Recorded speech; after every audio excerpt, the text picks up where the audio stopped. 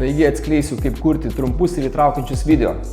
Kodėl vienus mums norisi žiūrėti iki galo, tuo tarpu kitus išjungiam po kelių sekundžių.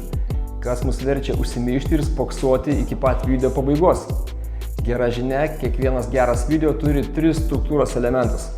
Pirmas elementas tai yra kabliukas arba sudominimas. Tai gali būti antraštė, tai gali būti vaizdinė medžiaga arba tai gali būti kūrėjo pažadas apie tai, ką išgirs klausytojai.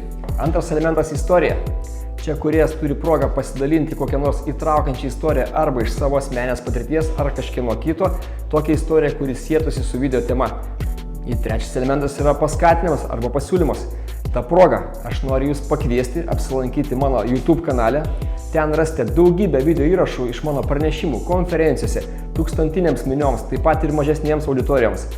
Kviečiu apsilankyti, prenumeruoti, žiūrėti, komentuoti, o tai, kas patiko, dalinti su kitais.